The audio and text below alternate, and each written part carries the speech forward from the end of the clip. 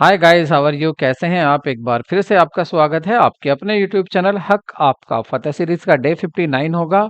और आज हम लेकर आए हैं एक ऐसी वीडियो जो लगाएगी आपके एग्जाम में बेड़ा पार। आप खुद चेक कर सकते हैं। देखिए, अगर ऐसी वीडियो नहीं आती, ऐसे क्वेश्चन आप पर नहीं आते हैं, तो आपको अभी तैयारी और करनी है। और अगर आप पर आते हैं तो इस इट मीन्स आप एग्जाम देने के लिए बिल्कुल तैयार हैं। तो आज अपने आप को चेक कर लीजिए इस वीडियो के द्वारा, क्योंकि यहाँ पर जो क्वेश्चन आज हमने शामिल किए हैं बहुत ही महत्वपूर्ण क्वेश्चन यहाँ पर किए हैं। और इस वीडियो को देखने के लिए आपको बस इतना करना है कि इस वीडियो का लिंक आपको अपने फ्रेंड्स को भी शेयर करना है, ताकि उसका भी भला हो सके। लेकिन ये काम आप वीडियो देखने के बाद करना, ताकि आपको पता चल जाए कि कितनी इंपॉर्टेंट ये वीडियो होने वाली है।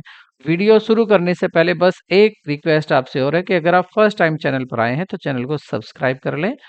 और बीच में अब कोई बातें नहीं होंगी, जो भी कहना था आपसे अभी कह दिया। अब नॉन स्टॉप आपकी वीडियो चलेगी, क्योंकि हमें पता है कि आपका समय कितना कीमती है। हमें कम समय में ज़्यादा तैयारी करनी है, इसलिए बीच में कोई बातें नहीं होंगी। तो शुरू करते हैं आज की वीडियो को। आई होप आपने चैनल सब्सक्राइब कर लिया होगा। पहला ही क्वेश्चन बहुत महत्वपूर्ण है। देखिए, कह रहे हैं if a share of 100 rupees, 100 रुपए का एक शेयर है, इशूड एट अ डिस्काउंट, और इसको डिस्काउंट पर इशू किया है, 5 रुपीज के डिस्काउंट पर इशू किया हुआ है। On which all amount has been called up, पूरा पैसा उन पर मांग लिया गया है। इज फॉरफिटेड, और अब उसको फॉरफिटेड कर लिया गया है शेयर को। Non payment of final call of 20 rupees, 20 rupees की नॉन पेमेंट कॉल थी, मतलब पैसा नहीं मिला, इसलिए कंपनी ने इसको फॉरफिटेड कर लिया, छीन लिया, वापस ले लिया। और कह रहे हैं कि share capital account will be debited bye, तो शेयर कैपिटल अकाउंट कितने रुपए से डेबिट होगा? पहली बात देखिए, जब आप शेयर को फॉरफिटेड करते हैं तो आपकी जनरल एंट्री पास होती है, share share capital account debit, share capital account को आप डेबिट करते हैं। और टू में आप लिखते हैं यहाँ शेयर फॉरफिटेड। ये कंपलसरी एंट्री है, कुछ भी हो, ये तो फॉरफिटेड शेयर या शेयर फॉरफिटेड दोनों ही ठीक है। Share forfeited,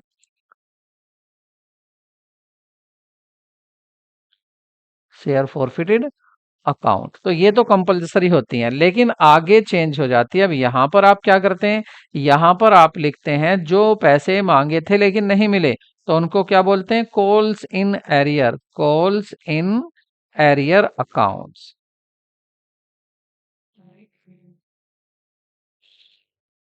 account. ठीक है, तो देखिए आपका शेयर कितने का था उससे मतलब नहीं है कि यहाँ शेयर आपका इशू कितने में हुआ। शेयर आपका 100 रुपए का था।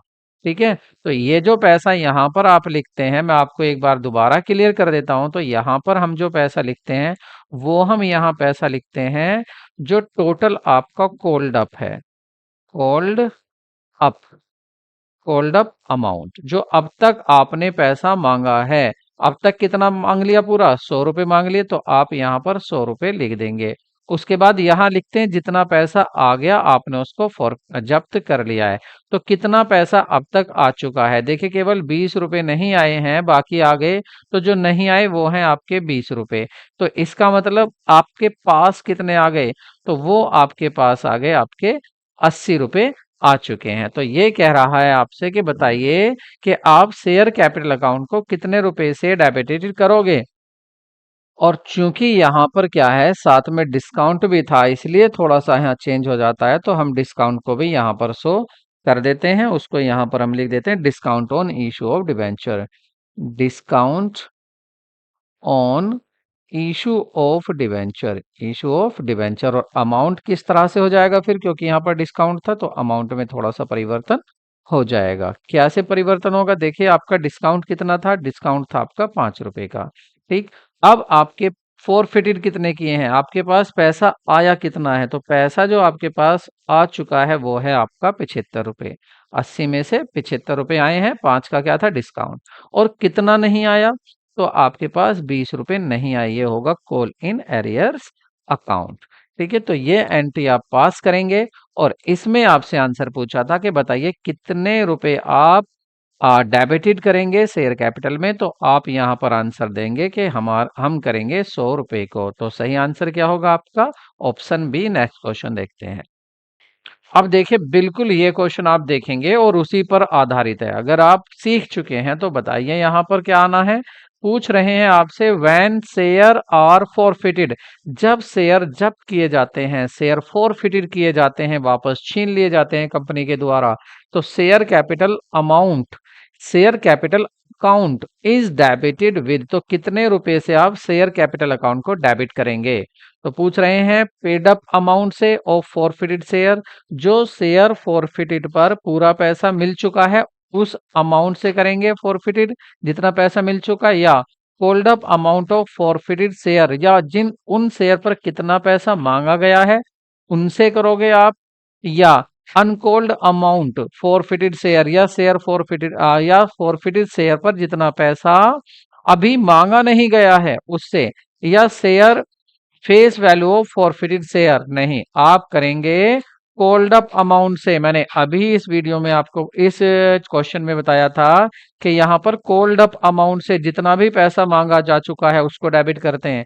तो जितना भी मांगा जा चुका है कोल्ड अप अमाउंट, अब चाहे वो मिला हो या ना मिला हो, चाहे आपने फॉरफिट कर लिया हो, लेकिन कितना आपने मांगा है उसको कहते हैं कोल्ड अप अमाउंट, तो उससे करेंगे आप इसको डेबिट। नेक्स्ट क्वेश्चन देखते हैं। when net profit is 2,25,000, tax 25,000 25,000 and net worth the हुई है आपकी 10 lakh, vote is the rate of the return on share holder equity. तो शेयर होल्डर एक्विटी की रिटर्न क्या होगी? तो इसका फॉर्मूला है return, return on equity, return on equity का फॉर्मूला आप लिख लें तो इसका फॉर्मूला है net profit, net profit upon share holder, या शेयर होल्डर फंड लिख दें या आप वेल्थ एक्विटी लिख दें, वेल्थ एक्विटी, या आप इसको क्या लिख सकते हैं, आप शेयर होल्डर फंड भी लिख सकते हैं। इनटू मल्टीप्लाई में क्या होगा? 100, मल्टीप्लाई में 100। तो इसको पुट कर देते हैं वैल्यू को। देखिए नेट प्रॉफिट आपको दिया हुआ है, नेट प्रॉफिट 2,25,000, 2,25,000 लिख देते हैं, अपॉन वेल्थ कितनी है यहाँ पर आपको 10 लाख दी है, 10 लाख लिख देते हैं, इनटू यहाँ लिख देते हैं 100। अब आप इसको डिवाइड कर सकते हैं। अगर आप 30 से कट करेंगे 30 को, और 2 to 25 से आप इसको डिवाइड करेंगे तो ये आपका आता है, 25 से कर लेते हैं तो ये आ जाएगा आपका 9, और 25 से फिर नीचे डिवाइड कर लेते हैं तो 25 चौका 140। ठीक है, अभी आपका आ गया है 900 को आपको डिवाइड करना है 40 से। ठीक है, और सिंपल कर ले, 900 को 40 से डिवाइड करना है, 0 से 0 कट कर देते हैं और भी इजी हो जाएगा। और अब आप क्या करेंगे, 0 से आपने 0 को कट कर लिया, अब आप 4 से 90 को डिवाइड कर लीजिए तो क्या आएगा, 4 दूनी 8, बचा आपका 1। फिर आप क्या करेंगे, 0 को यहाँ ले आएंगे, फिर 4 दूनी 8, उसके बाद फिर 2 बचा और डेसिमल लगाकर फिर 0, फिर 4 पंजे 20। ठीक है, तो ये आ जाएगा आपका 22.5। तो आंसर होगा आपका, ऑप्शन होगा करेक्ट आपका 22.5। ठीक है, यूपी पीएससी में पीजीटी 2016 में भी ये क्वेश्चन पूछा गया है, इसलिए मैंने इसको यहाँ भी दिखा दिया है। ठीक है, बाकी आप ये मत सोचना सारे प्रीवियस ही पेपर से हैं। देखिए जो कॉन्सेप्ट बीपीएससी या एचपीएससी पूछ रहा है वहीं से हम इन क्वेश्चन को कराते हैं। नेक्स्ट क्वेश्चन देखते हैं। सो क्वेश्चन है आपका, the minimum application money to be paid as per the SEBI shall not be more than. अगर आप शेयर इशू कर रहे हैं और एप्लीकेशन उसको इंस्टॉलमेंट में कर रहे हैं तो एप्लीकेशन पे कम से कम, एप्लीकेशन में कह रहे हैं कि नॉट बी मोर देन, अधिक से अधिक, इससे ज्यादा नहीं होनी चाहिए, इससे अधिक नहीं होनी चाहिए। एप्लीकेशन मनी अधिक से अधिक कितनी होनी चाहिए, अधिक से अधिक कितनी होनी चाहिए? तो मैं आपको दोनों ही बता देता हूं। देखिए अगर हम बात करें कंपनीज एक्ट, कंपनीज एक्ट 2013 की बात करते हैं और इसका भी जो आपका सेक्शन है, जो आपकी धारा है, वो है 39 सब सेक्शन 7। तो वो बताता है कि देखिए कम से कम आपको 5% of face value of of share, अगर 100 रुपए का शेयर है तो आपको कम से कम 5 रुपए एप्लीकेशन पर मांगने हैं, पहली बात। और अधिक से अधिक की अगर बात करें तो अधिक से अधिक के लिए यहाँ पर कहा गया है कि 25% ऑफ फेस वैल्यू, शेयर जितने का है उसकी 25% वैल्यू मांगनी है। अब यहाँ अधिक से अधिक पूछा है तो ऑप्शन क्या होगा आपका? ऑप्शन होगा आपका करेक्ट सी। कह रहे हैं निर्गमन की कीमत का 25, जितने भी आपने शेयर इशू किया है जितने का, उसकी जो कीमत है उसका 25% आप अधिक से अधिक शेयर एप्लीकेशन पर मांग सकते हैं पैसा, और कम से कम आप 5% मांगेंगे। तो सही ऑप्शन आपका सी है। नेक्स्ट क्वेश्चन देखते हैं। क्वेश्चन ये भी काफी इंपॉर्टेंट है, देखिए the surplus credit balance of the share premium account. ये यूं नहीं कह रहे कि शेयर प्रीमियम को, ये कह रहे हैं कि अगर शेयर प्रीमियम अकाउंट में सरप्लस है, क्रेडिट बैलेंस है, सरप्लस क्रेडिट है, तो उसको कह रहे हैं कि बताइए उसको कहां पर ट्रांसफर्ड किया जाता है? क्या प्रॉफिट एंड लॉस अकाउंट में, कैपिटल रिडम्पशन रिजर्व अकाउंट में, कैपिटल रिजर्व अकाउंट में, सिंकिंग फंड रिजर्व अकाउंट में, या रिवॉल्यूशन अकाउंट में, किस में ट्रांसफर करते हैं? तो देखिए इसके बारे में आपको थोड़ी सी मैं सूचना देता हूं कि जो शेयर प्रीमियम होता है आपका, जो शेयर शेयर प्रीमियम होता है, ये कैपिटल ये जो होता है कैपिटल गेन होता है। क्या होता है ये? कैपिटल गेन होता है ये, ठीक है। और ये कैपिटल मतलब हिंदी में कहें तो पूंजीगत, जो पूंजीगत आपके पूंजीगत लाभ होते हैं उनमें से ही ये कैपिटल रिजर्व बनाया जाता है, ठीक है।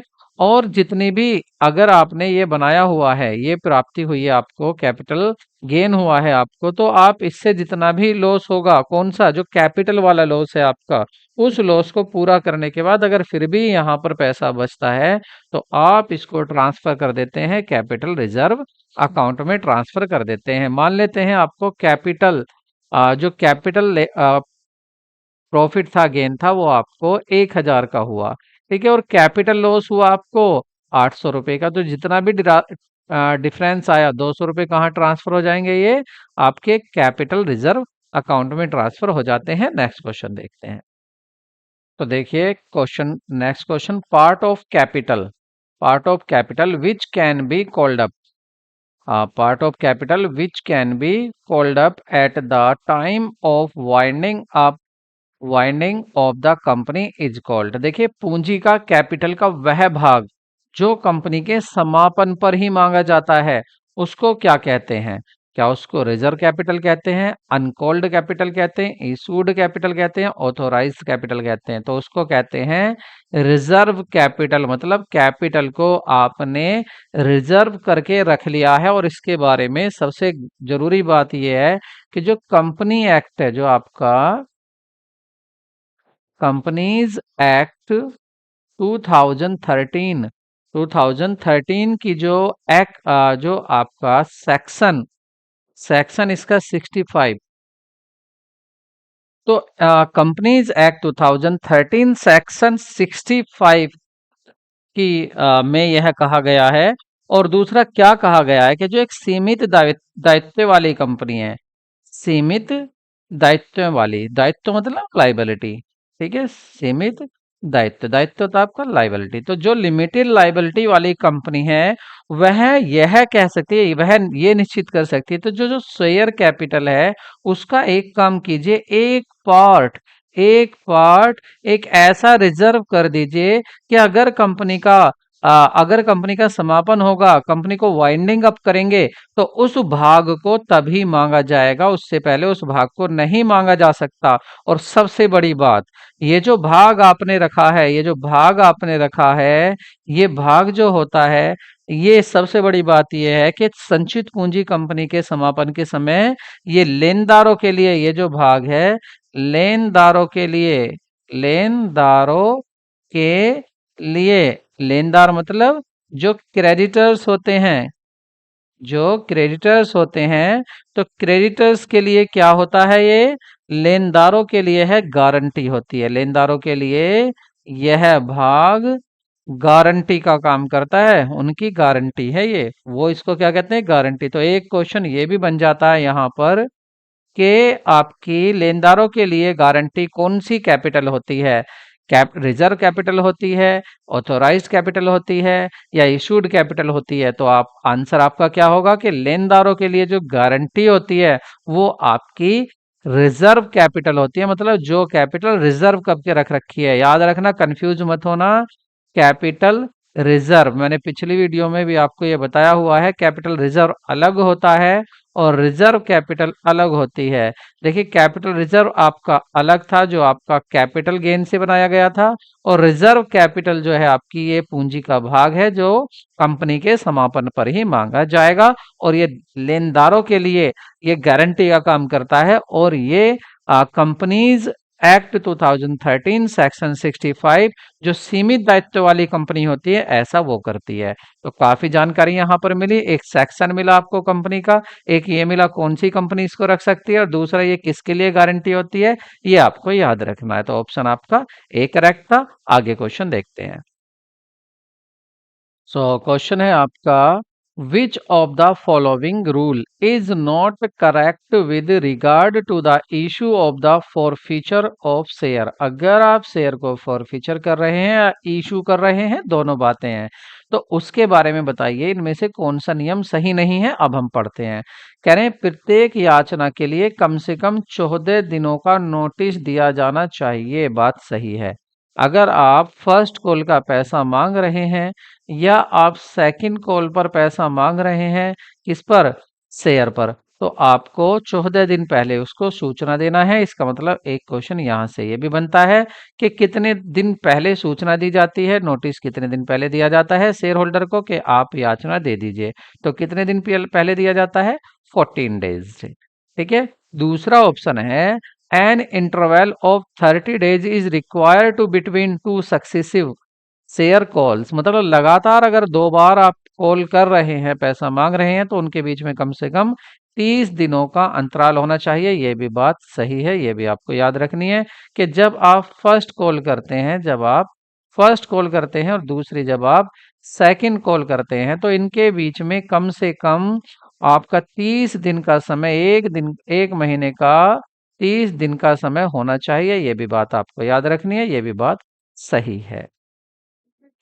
Not more than 40% of nominal face value, nominal of the share can be called at the time as a call। आप जब भी कॉल करेंगे तो आप 40% से ज्यादा पैसा नहीं मांग सकते एक कॉल पर। ये बात बिल्कुल गलत है, क्योंकि ये जो है ये है आपका केवल 25%। मतलब अगर आपका शेयर 200 रुपए का है और आप इसको 4 बार में पैसा ले रहे हैं, कितनी बार में ले रहे हैं, 4 बार में आप पैसा ले रहे हैं, तो एक बार में आप 25% से ज्यादा नहीं ले सकते। ये भी आपको ध्यान रखना है। ठीक है, 25% से ज्यादा आप नहीं ले सकते हैं। तो ये भी आपको यहाँ पर ध्यान रखना है। और ये कह रहा है 40, तो ये गलत कह रहा है, इसलिए ऑप्शन क्या होगा यहाँ पर, सही हो, ऑप्शन सी सही है, क्योंकि इसने पूछा था बताइए गलत बात क्या है, गलत कथन क्या है, तो वो सी है। डी को देख लेते हैं। As per the SEBI instruction, capital issued have to be fully paid up within 12 months if the total issue size less than 5 crore. यानी सेबी ने यह भी गाइडलाइन दी हुई थी कि अगर आपकी share capital have been made fully paid up, पूरी पेड अप हो चुकी है विद इन 12 मंथ्स, तो आप total issue size less than 5 crore से कम का ही होना चाहिए। अगर आप एक साल में ही पूरा पैसा ले रहे हैं तो 5 करोड़ से कम का ही होना चाहिए। जैसा कि सेबी द्वारा निर्धारित है, वितरित पूंजी का 12 महीने के भीतर पूरी तरह से भुगतान किया जाना चाहिए, वितरित पूंजी का। ठीक है, यदि वह कुल आकार का 500 करोड़ है। अगर 500 करोड़ से कम है तो एक साल से ज्यादा आप पैसा पेंडिंग नहीं रख सकते। अगर आपने शेयर इशू किए हैं तो आप ये कॉल जो मांग रहे हैं, कॉल जो कर रहे हैं, आपकी मतलब कंपनी को एक साल में सारा पैसा ले लेना चाहिए। ये भी बात सही है, एक साल में ही ले लेना चाहिए सारा पैसा अगर 500 करोड़ से कम की बात है तो।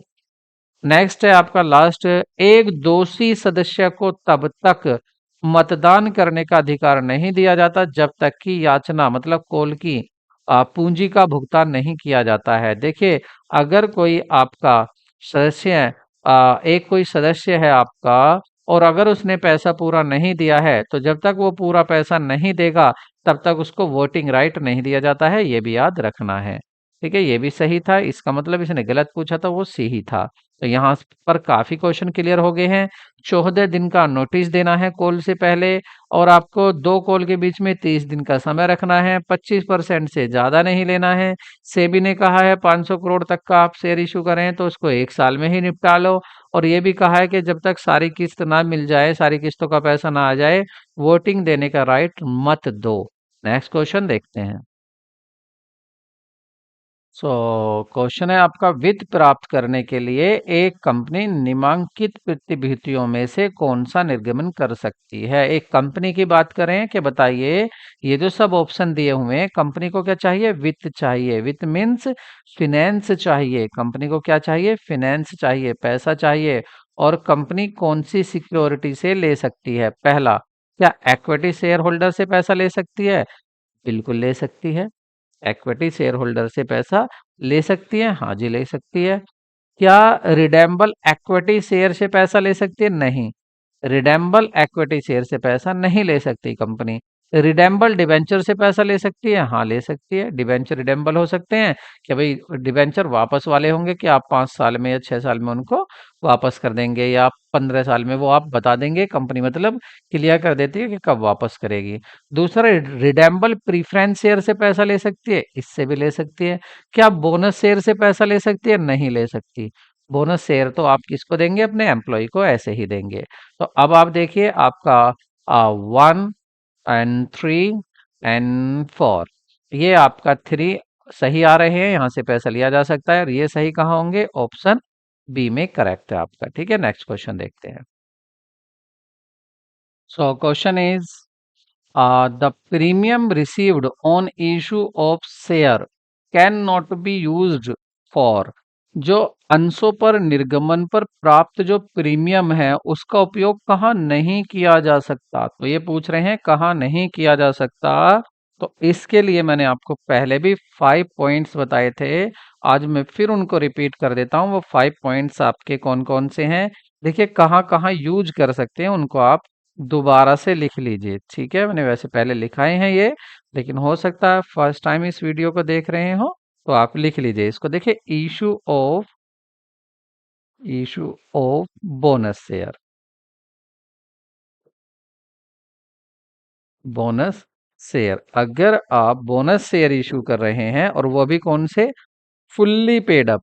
वो भी कौन से? फुल्ली पेड अप, पार्सली नहीं, fully paid up, fully paid up.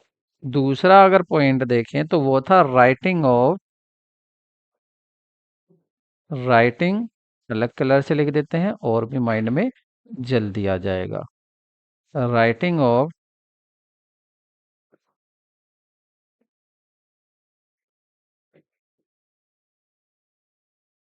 Writing of preliminary expenses, writing of preliminary expenses, जो शुरुआती खर्चे हैं, जो शुरुआती खर्चे होते हैं कंपनी को चलाने के लिए, वहां पर भी इसका यूज किया जा सकता है। थर्ड पॉइंट अगर देखें कहाँ हो सकता है, राइटिंग ऑफ, और वो भी कौन से? A company, writing of preliminary expenses हो गया, उसके बाद बाय बैक, बाय या बाइंग बैक शेयर, अगर शेयर उसको बाय बैक करने हैं वहां भी इसको यूज किया जा सकता है, या प्रीमियम देने के लिए, पेइंग प्रीमियम। ठीक है, या और कहाँ इसका यूज किया जा सकता है? और किया जा सकता है आपका जो लॉस हुआ है, loss on issue issue of debenture. ठीक है, तो ये पॉइंट आपको याद रखने हैं। अब आप आंसर की तरफ चलते हैं कि हमारा क्वेश्चन क्या पूछ रहा था, क्या आंसर होगा। तो देखिए यहाँ पर क्या आंसर होने वाला है अब हमारा। तो use off fully paid up bonus share, कर सकते हैं फुल्ली पेड अप में, बिल्कुल कर सकते हैं। इसने पूछा जिसमें नहीं किया जा सकता, वो आपका ऑप्शन होगा, तो आपको वो ऑप्शन बताना है जो नहीं होगा। ठीक है। Next, writing of discount of allowed of the company, जो कंपनी ने डिस्काउंट दिया है क्या वहां इशू कर सकते हैं? वहां भी क्या इशू किया जा सकता है? हाँ, वहां भी इशू किया जा सकता है। कह रहे paying remuneration to the promoter of the their services, जो प्रवर्तक हैं, जो प्रमोटर हैं, उन्होंने जो सेवाएं दी हैं, उनकी सेवाओं के बदले में क्या उनको इस पैसे को दे सकते हो? नहीं, यहाँ यूज नहीं हो सकता। तो ऑप्शन आपका सही क्या है? यहाँ सी ऑप्शन चाहिए, क्योंकि ये पूछ रहे थे प्रीमियम का, सिक्योरिटी प्रीमियम का कहाँ यूज नहीं होगा, तो वो प्रमोटर्स की सर्विस को देने में नहीं कर सकते। आगे, premium payable on the redemption of the debenture, बिल्कुल कर सकते हैं अगर रिडेप्शन पर हैं, रिडेप्शन पर प्रीमियम दे रहे हैं वहां भी इसका यूज कर सकते हैं, लेकिन आपका सी ऑप्शन ऐसा था जहां इसका यूज नहीं कर सकते। नेक्स्ट क्वेश्चन देखते हैं। A company, which of the following is not correct in the case of stock of a company? एक कंपनी के स्टॉक के संबंध में निम्नलिखित में से कौन सा सही नहीं है स्टॉक के बारे में? तो स्टॉक की बात होगी। It always fully paid up, क्या यह फुल्ली पेड अप होता है, से सदैव पूर्ण प्रदत्त होता है, या कंपनी द्वारा जनता को निर्गमित किया जा सकता है, सीधा सीधा निर्गमित किया जा सकता है, या do not bear distinctive number, मतलब इसके ऊपर कोई विभेदात्मक संख्या अंकित नहीं होती है, या मे बी अनइक्वल अमाउंट, असमान राशियों का हो सकता है। हाँ जी, स्टॉक आपका असमान राशियों का हो सकता है। हाँ जी, हो सकता है। इन्होंने पूछा कौन सा सही नहीं है, क्या इसके ऊपर अंकित होता है कोई संख्या? भी नहीं, विभेदात्मक इसमें कोई भी नंबर अंकित नहीं होता है। ऑप्शन सी ठीक है। उसके बाद कह रहे हैं कि यहाँ पब्लिक को सीधा दिया जा सकता है। हाँ जी, सदैव पूर्ण प्रदत्त होता है, ये भी बात सही है। तो ऑप्शन इसका सी करेक्ट होगा। ठीक है। सॉरी सॉरी, ये नहीं, आंसर थोड़ा सा गलत हो गया, ये नहीं है। हाँ, तो ये इस पर संख्या भी होती है, ये भी बात सही है, संख्या भी इस पर अंकित होती है, लेकिन यह सीधा जनता को इशू नहीं किया जा सकता, सीधा कंपनी द्वारा जनता को निर्गमित नहीं किया जा सकता। ये आपको याद रखना है। बी, बी को इसको सीधा निर्गमित नहीं कर सकते। स्टॉक के बारे में है, काफी इंपॉर्टेंट क्वेश्चन है ये। आंसर आपका बी करेक्ट होगा। नेक्स्ट क्वेश्चन देखते हैं। सो क्वेश्चन आपका, under which of the following section of the companies act 2013 a company can use surplus premium for the certain purpose? देखिए, अभी जो बात हो रही थी, जो आपका शेयर प्रीमियम था, उसको कहाँ यूज कर सकते हैं? ये कौन सा जो कंपनीज एक्ट है आपका 2013, उसका कौन सा सेक्शन और सब सेक्शन आपको बताता है? 52 बताता है? हाँ जी, बिल्कुल बताता है। 65 नहीं बताता है। सेक्शन 52 सब सेक्शन 2 बताता है? बिल्कुल बताता है। सेक्शन 80 बताता है? नहीं बताता है। तो देखिए, ये दोनों आंसर सही आ रहे हैं, लेकिन आप ये देखिए कंप्लीट कौन सा आंसर है। कंप्लीट आंसर है आपका सी। इसमें कहा गया है कि सेक्शन 52 और सब सेक्शन 2 बताता है कि आपको एसपीआर को या एसपी को, सिक्योरिटी प्रीमियम को कहाँ पर यूज करना है। तो वो यूजेज कहाँ बताए गए हैं? कंपनीज एक्ट 2013 और सेक्शन 52 सब सेक्शन 2 में ये बताए गए हैं। नेक्स्ट क्वेश्चन देखते हैं। सो क्वेश्चन है आपका, by underwriting of share, share को अंडरराइटिंग से मतलब अंशों के अभिगोपन, अभिगोपन से क्या होता है? कंपनी लेखों का अंकेक्षण कराना सुविधाजनक हो जाता है, ये होता है, या कह रहे हैं कंपनी के लिए पूंजी एकत्रित करना अधिक सरल हो जाता है, या कंपनी का पंजीयन कराना, रजिस्ट्रेशन कराना अधिक सरल हो जाता है, या कंपनी के प्रवर्तकों के साथ अनुबंध करना अधिक सरल हो जाता है। ऐसा कुछ नहीं है। अंडर राइटर्स होते हैं जो यह गारंटी देते हैं कंपनी को तो कि हम आपके शेयर इशू करा देंगे, जनता को हम आपके शेयर इशू करा देंगे, और कंपनी यह निश्चित हो जाती है कि अब तो उसके शेयर इशू हो चुके हैं, और इसके बदले में जो अंडर राइटर होते हैं वो अंडर राइटर कमीशन लेते हैं, उनको कमीशन दिया जाता है।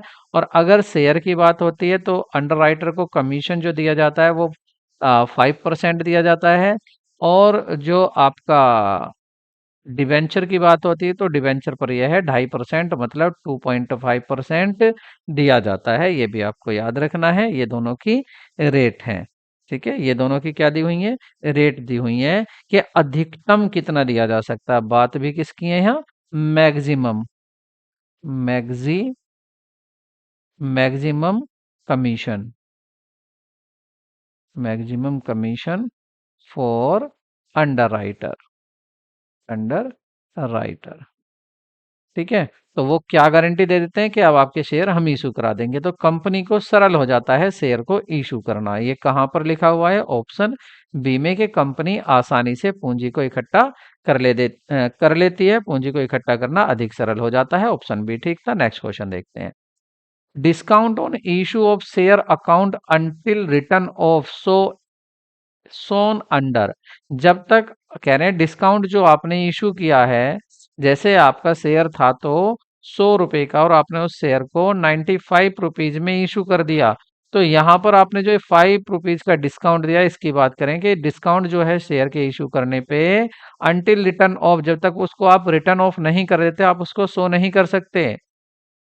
तो देखिए यहाँ पर होता क्या है, मान लेते हैं आपका शेयर है ज्यादा, 5 रुपए का आपने दिया है, और शेयर है आपके 1,000। शेयर कितने, आपको 1,000 शेयर ने। ये डिवेंचर की बात कर लेते हैं। पहली बात तो शेयर डिस्काउंट पर इशू नहीं किए जा सकते, ये भी आपको याद रखना है। बात यहाँ डिवेंचर की करते हैं। डिवेंचर कितने हैं, 1,000। एक डिबेंचर कितने का था, 100 रुपए का था, और उसको कितने में इशू कर दिया, डिस्काउंट कितना है, 5 रुपए का।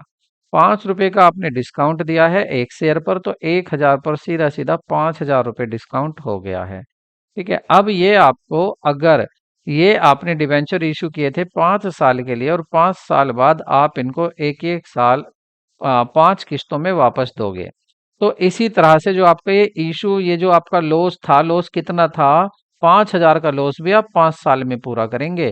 तो ये फिर कहाँ दिखाओगे इस लॉस को, इसको आप दिखाओगे जो बैलेंस शीट है, इस बैलेंस शीट की आप एसेट साइड में दिखाओगे। पहली साइड क्या होती है, लाइबिलिटी, और दूसरी साइड एसेट साइड।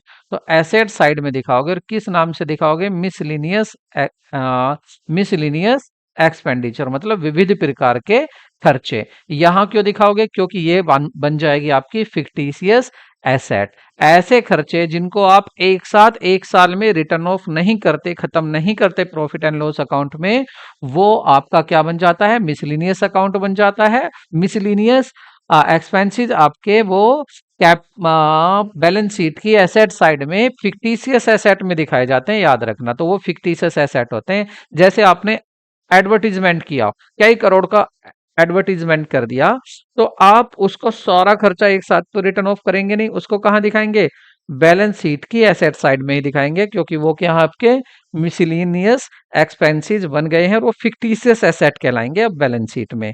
तो ये भी क्या हो जाएंगे, फिक्टिशियस एसेट होंगे। और कहाँ पर दिखाए जाएंगे ये, तो ये दिखाए जाएंगे आपके ये दिखाए जाएंगे आपके, ये सी, ऑप्शन सी, मिसलिनियस एक्सपेंडिचर में दिखाए जाएंगे। कहाँ, एसेट साइड में बैलेंस शीट की। ठीक है, बैलेंस शीट की एसेट साइड में मिसलिनियस एक्सपेंसेस होंगे। जब तक इस खर्चे को आप रिटर्न ऑफ नहीं करोगे, वहीं पर दिखाया जाना है। नेक्स्ट क्वेश्चन देखते हैं। नेक्स्ट क्वेश्चन आपका, discount allowed on issue of share is an example of. जो आपने शेयरों पर, जो शेयर इशू किए हैं, शेयर्स, उन पर आपने जो डिस्काउंट दी है, छूट दी है, वह कैपिटल एक्सपेंडिचर होता है, डेफर्ड रेवेन्यू एक्सपेंडिचर होता है, रेवेन्यू एक्सपेंडिचर होता है, या एक्रूड इनकम होती है। तो सही ऑप्शन क्या होगा आपका, सोच समझ के आप इसका आंसर दीजिए। इसका सही आंसर क्या होगा, तो देखिए इसका सही आंसर होगा डेफर्ड रेवेन्यू एक्सपेंडिचर। मतलब इसको आप एक साल में रिटर्न ऑफ नहीं करते हो। अगर आपने 5 साल के लिए, 5 ईयर के लिए डिबेंचर्स इशू किए हैं, तो आप इसको 5 ईयर में ही रिटर्न ऑफ करेंगे। जो आप डिस्काउंट को, जो आपका डिबेंचर इशू करने में आपका डिस्काउंट या लॉस हुआ है, ठीक है, इस लॉस को आप कब करेंगे, आप इसको तभी डिस्काउंट पर करेंगे। ये देखिए मैंने आपको एक स्पेशल वीडियो बनाई हुई है मैंने यहाँ पर आपके लिए, वो प्रॉब्लम थी ऑन कैंडिडेट प्रॉब्लम, उसका नाम भी ये है कि ऑन कैंडिडेट प्रॉब्लम। तो आप उस वीडियो को देख सकते हैं, उसमें मैंने पूरी मेथड समझाया है कि आपका जो लॉस होता है, loss on issue of debenture या loss on issue of share, तो आप इसको किस तरह से रिटर्न ऑफ करते हैं, पूरा मेथड मैंने वहां पर उसको क्लियर किया हुआ है। उसका नाम मैं यहाँ लिख देता हूँ, उसको जब आप देखेंगे तो वो मिलेगा आपको, थंबनेल जो मिलेगा उसका, candidate candidate problem problem video, ये उसके थंबनेल पर लिखा हुआ है। ग्रीन कलर का आपका उसका ग्रीन कलर का उसका आपको थंबनेल मिलेगा। और यहाँ पर डिटेल में मैंने आपको समझाया है कि आप किस तरह से राइटिंग ऑफ करते हैं डिस्काउंट या लॉस को, जो इशू होता है डिस्काउंट पर। और ये इतना इम्पोर्टेंट है वीडियो, इतना इम्पोर्टेंट है ये, सभी को देखना, ये बहुत ज्यादा जरूरी है। आप इसको सभी देखें। इसमें जो मैंने दोनों बातें बताई हैं आपको, यूजर भी बताए हैं अकाउंटिंग इन्फॉर्मेशन के, और ये भी वीडियो ज्यादा लंबी नहीं है। वो वीडियो कुल 45 मिनट्स की है, लेकिन इतना इम्पोर्टेंट आपको वहां कुछ मिलने वाला है, आप उसकी कल्पना नहीं कर सकते। तो मैं इसका डिस्क्रिप्शन में भी लिंक दे दूंगा इस वीडियो का, आप उसको जरूर देखें। तो वहां आप डिटेल में समझ सकते हैं कि डेफर्ड रेवेन्यू एक्सपेंडिचर क्या होते हैं, कैसे होते हैं, कैसे इसको आगे तक रिटर्न ऑफ करते हैं। तो नेक्स्ट क्वेश्चन देखते हैं। परिवर्तनशील पूर्वाधिकार अंश परिवर्तित किए जा सकते हैं। कन्वर्टेबल प्रेफरेंस शेयर जो होते हैं उनको कहाँ कन्वर्ट कर सकते हैं? ठीक है, नेक्स्ट क्वेश्चन आपका काफी इंपॉर्टेंट है ये। तो देखिए, ये बदले जा सकते हैं आपके, अगर कन्वर्टेबल प्रेफरेंस शेयर है उसको कन्वर्ट किया जा सकता है इक्विटी शेयर में। ठीक है, लेकिन जब ये जारी किए जाते हैं, जब ये इशू किए जाते हैं, तभी बता दिया जाता है कि किस समय ये परिवर्तित हो सकते हैं। नेक्स्ट क्वेश्चन देखते हैं। So which of the following statement is wrong? Wrong कौन सा स्टेटमेंट है वो बताना है, गलत स्टेटमेंट बताना है आपको कौन सा है। ठीक है, तो कह रहा है कंपनी द्वारा केवल पूर्णदत्त अधिमान अंशों का ही विमोचन किया जा सकता है। मतलब कंपनी केवल जो प्रीफरेंस शेयर होते हैं, वो भी कौन से, fully paid up preference share होते हैं, केवल उन्हीं को रिडीम्ड कर सकती है। हाँ जी, उन्हीं को रिडीम किया जा सकता है जो fully paid up preference share है। ठीक है, पहली बात। दूसरा कह रहे हैं preference share can be provided 4 out of the companies premium account. अधिमान अंशों का विमोचन पर देय प्रीमियम की व्यवस्था कंपनी के अंश प्रीमियम खाते में से की जाती है। देखिए, अगर आप अंशों पर आप प्रीमियम देना चाहते हैं तो वो आप प्रीमियम अकाउंट से करते हैं, बिल्कुल करते हैं। प्रीमियम अकाउंट से भी करते हैं, हाँ जी करते हैं। ये भी बात सही है, हाँ करते हैं। कह रहे हैं partly bonus share can be issued out of the capital redemption.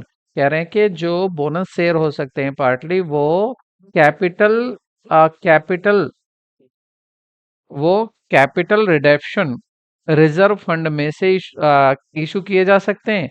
हाँ, ये भी किए जा सकते हैं, वहां से भी इशू किए जा सकते हैं। और redeem preference share can be redeemed only out of the profit. केवल प्रॉफिट से ही केवल प्रॉफिट से ही इशू किए जा सकते हैं। Can be redeemed only, redeem की बात करें, सॉरी, जो विमोचन योग्य अधिमान अंश हैं, प्रीफरेंस शेयर हैं, उनका जो रिडीम है, उनको रिडीम केवल कंपनी के लाभों में से किया जाएगा और कहीं से नहीं किया जाएगा, उनको नहीं, ये गलत कह रहा है। और भी जगह से उनको रिडीम किया जा सकता है। ठीक है, तो ऑप्शन यहाँ पर डी लेना है, क्योंकि ये गलत ऑप्शन पूछ रहा था। कहाँ कहाँ कहाँ से, सब जगह से रिडीम कर सकते हैं। ये जरूरी नहीं है कि आप केवल प्रॉफिट एंड लॉस अकाउंट से ही रिडीम करेंगे, ये गलत है। नेक्स्ट क्वेश्चन देखते हैं। बोनस अंश निर्गमित नहीं किए जा सकते। तो जो बोनस अंश होते हैं, जो बोनस शेयर होते हैं, उनको कहाँ से इशू नहीं किया जा सकता? क्या प्रॉफिट एंड लॉस अकाउंट से इशू नहीं किया जा सकता, या आपके कैपिटल रिडम्पशन रिजर्व से इशू नहीं किया जा सकता, या जनरल रिजर्व से इशू नहीं किया जा सकता, या डिविडेंड इक्वलाइजेशन फंड से इशू नहीं किया जा सकता? तो देखिए, सही ऑप्शन होगा आपका जनरल रिजर्व। जनरल रिजर्व एक ऐसा रिजर्व है, जनरल रिजर्व, जिससे आप बोनस शेयर को इशू नहीं कर सकते। ये आपको याद रखना। आप प्रॉफिट एंड लॉस से भी इसको इशू कर सकते हैं और कैपिटल रिडम्पशन रिजर्व से भी इशू कर सकते हैं।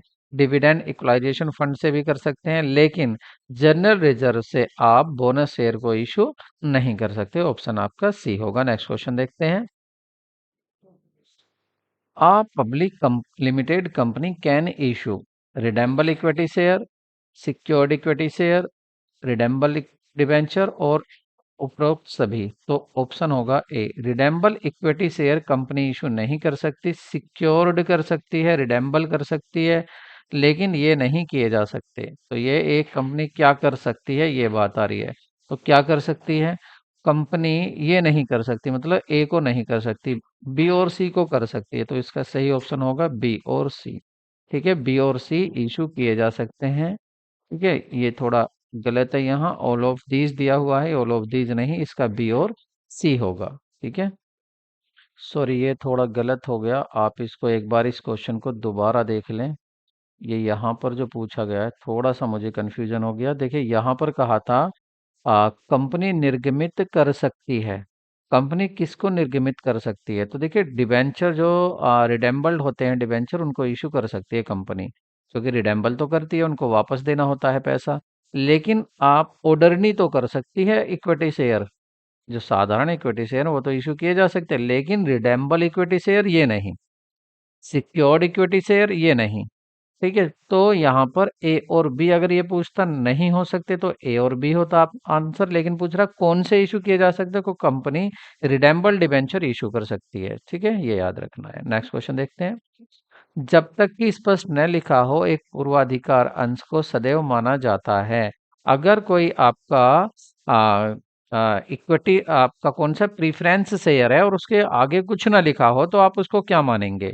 कमुलेटिव मानेंगे, पार्टिसिपेटिंग मानेंगे, नॉन कन्वर्टेबल मानेंगे, या non convertible non participating non convertible मानेंगे, कमुलेटिव और कन्वर्टेबल, या कमुलेटिव नॉन पार्टिसिपेटिंग या नॉन कन्वर्टेबल मानेंगे, या non cumulative participating and non convertible मानेंगे। तो इसका सही ऑप्शन आपका होगा ऑप्शन कमुलेटिव मानेंगे आप। ठीक है, प्रीफरेंस शेयर को क्या मानेंगे आप? कम्युलेटिव मानेंगे, नॉन पार्टिसिपेटिंग मानेंगे, नॉन पार्टिसिपेटिंग और नॉन कन्वर्टेबल मानेंगे, मतलब उसको कन्वर्ट नहीं किया जा सकता। वो नॉन पार्टिसिपेटिंग होगा मतलब अगर जो डिविडेंड देने के बाद भी कंपनी के पास कुछ प्रॉफिट बचता है उसमें से हिस्सा नहीं ले सकता। और कम्युलेटिव मानेंगे अगर एक साल उसको डिविडेंड नहीं दिया जाता है तो उसको नेक्स्ट ईयर डिविडेंड दिया जाएगा, दोनों साल का जो नहीं दिया गया था वो भी, पिछली साल का भी और आने वाली साल का भी। ठीक है, तो आपको याद रखना है कम्युलेटिव भी मानेंगे, नॉन पार्टिसिपेटिंग मानेंगे। वेरी वेरी इंपॉर्टेंट क्वेश्चन है, ऐसे क्वेश्चन जरूर आते हैं। नेक्स्ट क्वेश्चन देखते हैं। Sweat equity share can be issued by. तो जो स्वेट शेयर होते हैं वो कैसे इशू किए जा सकते हैं, ये क्वेश्चन आपके यहाँ से पूछ रहा है। तो ऑप्शन कौन सा होगा? ऑप्शन देखते हैं। स्पेशल रेजुलेशन से, विशेष प्रस्ताव के द्वारा, या special resolution and section from NCLT के द्वारा, या ordinary resolution and section from NCLT के द्वारा, या नन ऑफ द अबव। तो सही ऑप्शन होगा आपका स्पेशल रेजुलेशन को पास करके स्वेट शेयर इशू किए जा सकते हैं। नेक्स्ट क्वेश्चन देखते हैं।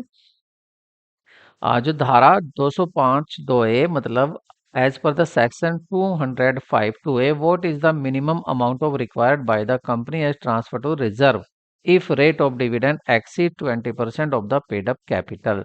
अगर आपका कह रहे हैं कि इसके अनुसार कंपनी को कम से कम किस राशि का संचयों में हस्तांतरित ट्रांसफर करना अनिवार्य होता है यदि लाभांश की दर चुकता पूंजी का 20% होती है। तो इसका सही आंसर क्या होगा?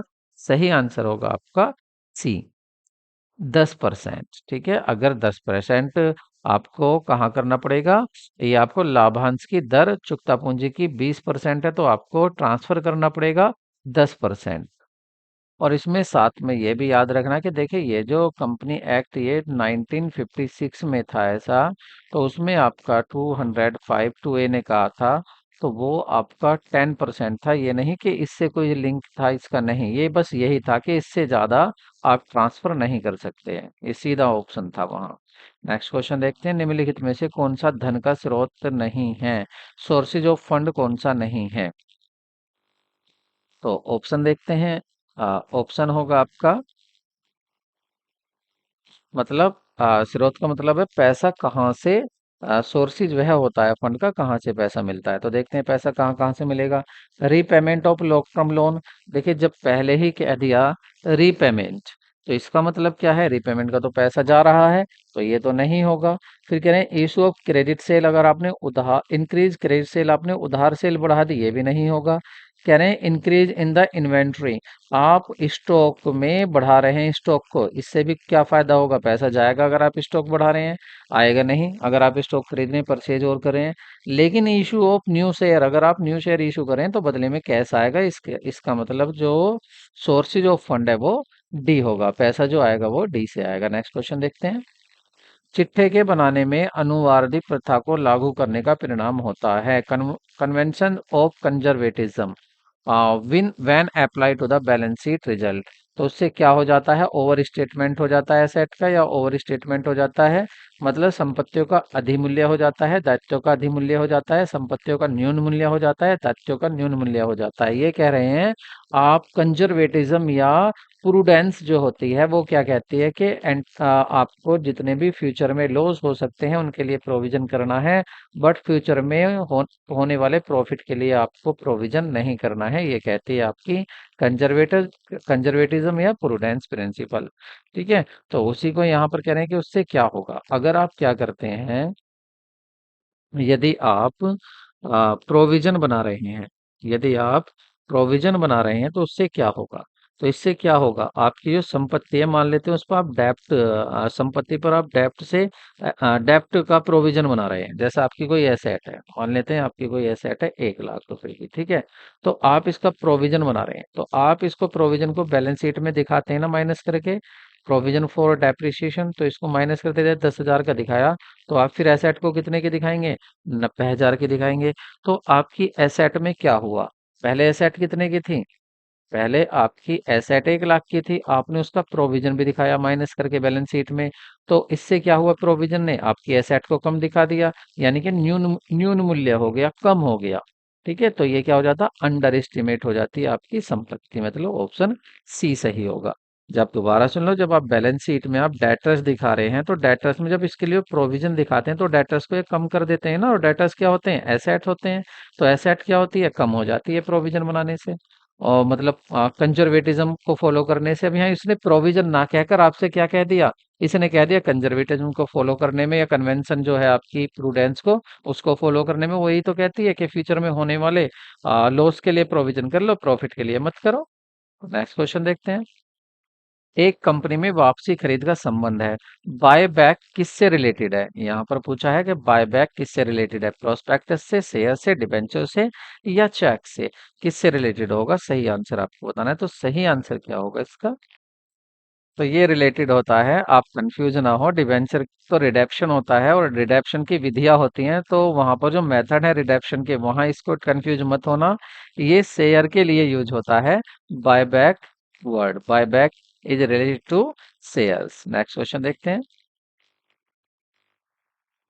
बोनस अंश, बोनस अंश निर्गमित किए जा सकते हैं लाभ हानि खाते से, या सिक्योरिटी प्रीमियम अकाउंट से, या कैपिटल रिजर्व से, या सभी से। तो इसकी तो बात अभी थोड़ी देर पहले भी हमने की थी, कहाँ से हो सकते हैं ये इशू, तो ये ऑल ऑफ दीज होगा, क्योंकि उसमें था कैपिटल रिजर्व भी था, सिक्योरिटी प्रीमियम रिजर्व भी था, ये भी, लेकिन क्या था, जनरल रिजर्व था उस क्वेश्चन में, जनरल रिजर्व से नहीं किए जा सकते, बाकी सभी से इशू किए जा सकते हैं।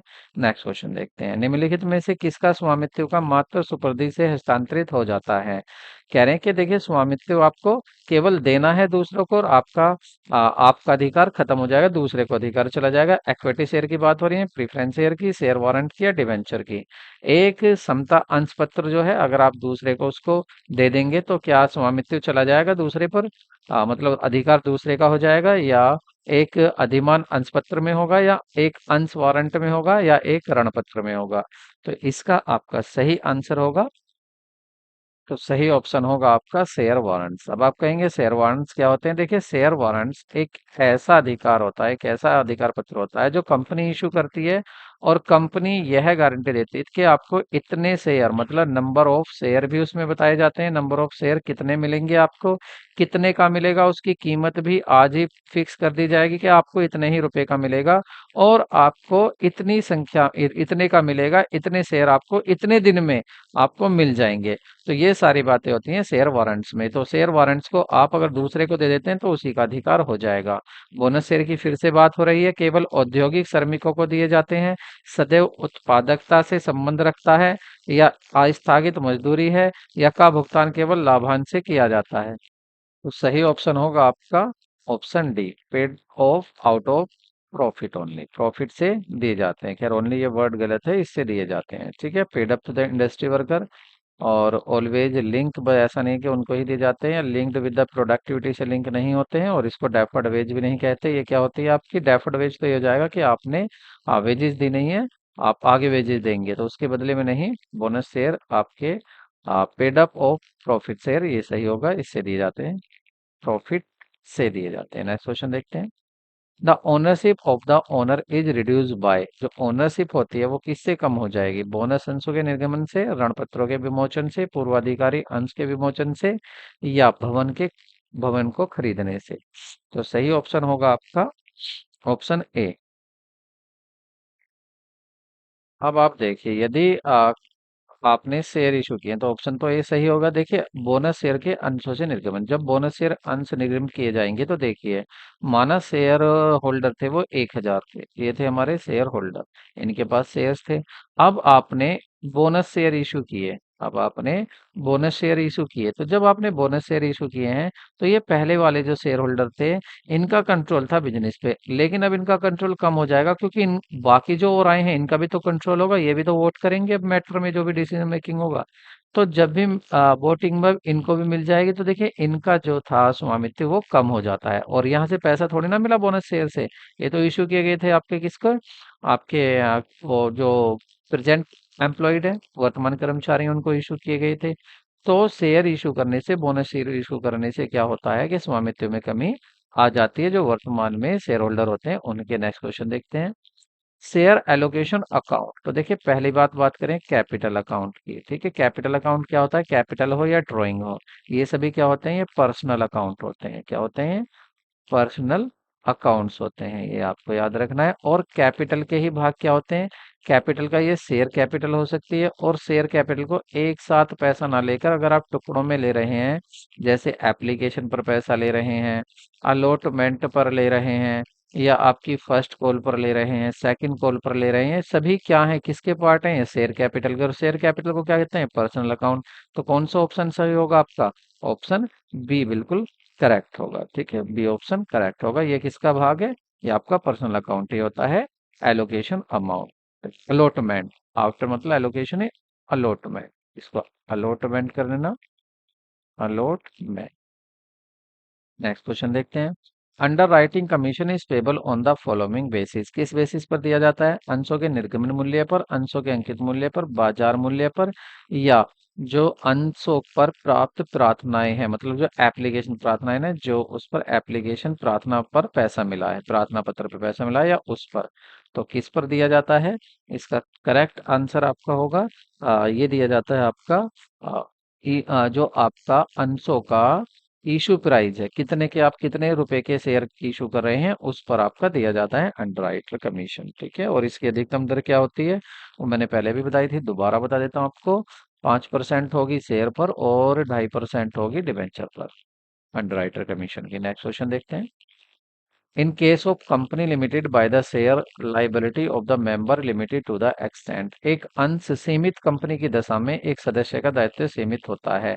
यहाँ कह रहे हैं, देखिए उस कंपनी की बात करें जिसको सीमित कंपनी कहते हैं, जिसको एक अंश सीमित कंपनी कहा जाता है, तो उसकी दशा में एक सदस्य का दायित्व कैसा होता है? सीमित होता है, असीमित होता है, क्या होता है? उसके द्वारा लिए गए अंशों की अदत रकम तक सीमित होता है, जितना उसने शेयर जितने का लिया है उस शेयर तक ही वो अपना कैपिटल दे सकता है, या उसके द्वारा लिए गए अंशों पर भुगतान की गई रकम तक वो क्या होता है, उसका दायित्व होता है, या उसके द्वारा लिए गए अंशों की कुल राशि तक, जितने के भी टोटल अमाउंट लिए उनका, ये इसमें से कोई नहीं। तो सही आंसर होगा आपका ऑप्शन ए। अनपेड अमाउंट मतलब जैसे किसी ने 100 रुपए का शेयर इशू किया, किसी के पास 100 रुपए का शेयर है, उसने क्या काम किया, इस पर 90 रुपए तो दे दिए और 10 रुपए नहीं दिए हैं। ठीक है। तो अब क्या है, यहाँ एक किसकी बात हो रही है, एक कंपनी की, सीमित कंपनी की बात हो रही है, सीमित दायित्व की। तो देखिए अगर कंपनी को लॉस होता है, कंपनी को आप वाइंडिंग अप कर रहे हैं या कंपनी को लॉस हो रहा, लॉस की पूर्ति करने के लिए आप उस शेयर होल्डर से इन 10 रुपए तक को ही मांग सकते हो, इससे ज्यादा नहीं। वो तो कह देगा 90 आपको दे दी मैंने, 10 और दे सकता हूँ क्योंकि मेरा 10 का शेयर है, इससे ज्यादा मैं नहीं दे सकता। तो उसका कहाँ तक होगा, जितना उसने अमाउंट अमाउंट नहीं दिया है वहां तक उसका दायित्व होता है सीमित। नेक्स्ट क्वेश्चन देखते हैं। धारकों को शेयर वारंट निम्नलिखित में से विरुद्ध जारी किए जा सकते हैं। Share warrants to bearer can be issued against, तो किसके द्वारा दिए जा सकते हैं, निजी कंपनी दे सकती है पूर्ण प्रदत्त अंशों के बदले में, या सार्वजनिक कंपनी दे सकती है आपके पूर्ण प्रबत अंशों के बदले में, या आपकी निजी या सार्वजनिक कंपनी किसी भी अंश के बदले में दे सकती है, या सार्वजनिक कंपनी के ऋणपत्रों के बदले में दिए जा सकते हैं। किसकी बात हो रही है यहाँ, शेयर वारंट्स की बात हो रही है। तो इसका सही ऑप्शन होगा आपका B, fully paid up share या public company. Fully paid up यानी सार्वजनिक कंपनी में पूर्ण प्रबत अंशों के बदले में दिए जा सकते हैं।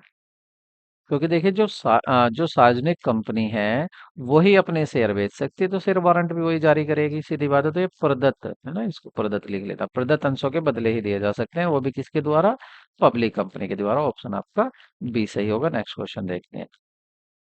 एक निजी कंपनी नहीं कर सकती, एक निजी कंपनी क्या नहीं कर सकती, तो ये आपको बताना है, एक निजी कंपनी क्या नहीं कर सकती।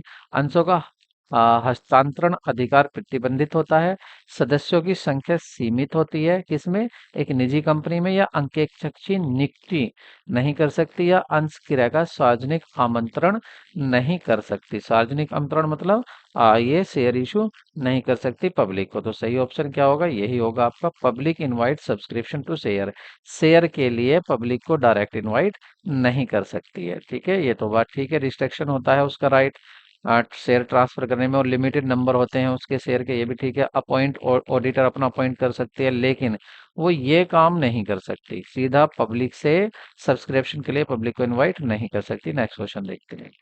Registration of transfer of the share is done at, अंशों का जो हस्तांतरण का पंजीकरण होता है वो कहाँ पर होता है, एक्सक्यूज में, अभिकरण के यहाँ, एजेंसी में होता है, या कंपनी के यहाँ होता है, या कंपनी रजिस्ट्रार के यहाँ होता है, या कंपनी के स्थानांतरण के यहाँ इस सेंट्रल गवर्नमेंट पर होता है, या एट द सेंट्रल गवर्नमेंट, मतलब सेंट्रल गवर्नमेंट केंद्र सरकार के पास होता है, या केंद्र सरकार के यहाँ होता है। तो इसका सही ऑप्शन होगा आपका ऑप्शन बी। ठीक है, इसका सही ऑप्शन होगा कि बी, एट कंपनी, कंपनी में ही रजिस्ट्रेशन होता है किसका, शेयर का, क्योंकि कंपनी तो इश्यू कर रही है शेयर को। नेक्स्ट क्वेश्चन देखते हैं। विच of the following is freely transferable, एक हस्तांतरित स्वतंत्र रूप से क्या हस्तांतरित होता है, क्या शेयर वारंट्स होता है, शेयर सर्टिफिकेट होता है, डिवेंचर होता है, टर्म डिपॉजिट रिसीट होती है। तो सही आंसर इसमें होगा आपका ए, शेयर वारंट। इसकी थोड़ी देर पहले भी बात की थी, ये आराम से ट्रांसफर हो जाता है आसानी से। नेक्स्ट क्वेश्चन देखते हैं। अंशों के निर्गमन पर प्रीमियम का निर्धारण किया जाता है। Premium on issue of share is determined by, company law board के द्वारा होता है कि अंशों के निर्गमन पर प्रीमियम का निर्धारण कि कितना प्रीमियम देना है, कंपनी के विधिमंडल द्वारा, गवर्नमेंट बताएगी निर्गमन करने वाली कंपनी के द्वारा, या भारतीय प्रतिभूति एवं विनिमय मंडल द्वारा, security and exchange board of India SEBI के द्वारा।